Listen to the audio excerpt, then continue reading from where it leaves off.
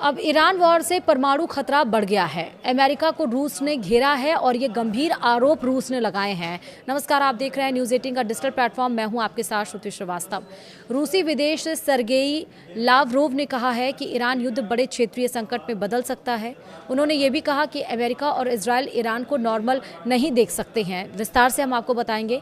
Middle east जारी जंग के 31वें दिन ईरान ने अमेरिका और इजरायल के ठिकानों पर जमकर बमबारी की। ईरान ने कहा कि अगर अमेरिकी सैनिक उनकी जमीन पर उतरते तो वह वापस नहीं जाएंगे। इस बीच रूस एक बार फिर खुलकर ईरान के समर्थन में आया है। रूसी विदेश मंत्री सर्गेई लावरोव ने मंगलवार यानी कि 31 मार्च 2026 को कहा कि अमेरिका और इजरायल ईरान को नॉर्मल नहीं देख सकते। रूसी विदेश मंत्री लावरोव ने यह भी कहा है कि ईरान पर अमेरिकी इजरायली हमले से क्षेत्र में परमाणु सुरक्षा के लिए खतरा बढ़ गया है।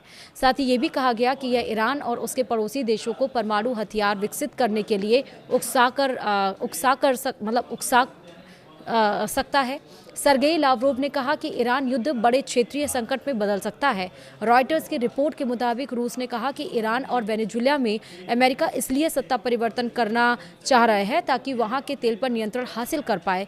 रूस का बयान ऐसे समय में आया है जब ईरान अमेरिका में ज़मीन पर अपने सैनिक उतारकर अमेरिका ईरान में अपने ज़मीन पर अपने सैनिक उतारकर ग्राउंड ऑपरेशन करने की धमकी दे रहा है। ईरान ने हॉर्मुज़ स्ट्रेट पर शिकंजा कसकर इस युद्ध को दुनिया के लिए खर्चीला बना दिया है, जिसका नतीजा ये है कि कई देशों में ईंधन की कमी होने लगी है। वहीं Trump bar bar straight of Hormuz को नहीं खोलने पर जोरदार हमले की चेतावनी दे रहे हैं। ट्रंप की धमकी को लेकर व्हाइट हाउस की प्रेस सेक्रेटरी कैरोलिन लेविट ने कहा है कि अमेरिकी सेना हमेशा कानून का पालन करेगी। भारत और रूस ने पश्चिम एशिया संकट तथा इसके आर्थिक नतीजों के मद्देनजर अपनी रणनीतिक साझेदारी को और विस्तार देने के तरीकों पर सोमवार को चर्चा किया था। वहीं पश्चिम एशिया में बढ़ते संघर्ष का मुद्दा रूसी उप विदेश मंत्री एंड्री रुंडेको की नई दिल्ली में हुई बैठकों में प्रमुखता से उठा है। वहीं विदेश मंत्री एस जयशंकर के साथ भी उनकी बैठक हुई है, लेकिन एक बार फिर से तीसरे विश्व युद्ध की तरफ कोई और नहीं बल्कि रूस कह रहा है। वो रूस जो संकट के समय में भारत का हाथ थामा हुआ है, जहां पर वो कोयले भी भिजवा रहा है और तेल के शिप भी भिजवाए थे चाइना से डाइवर्ट करके।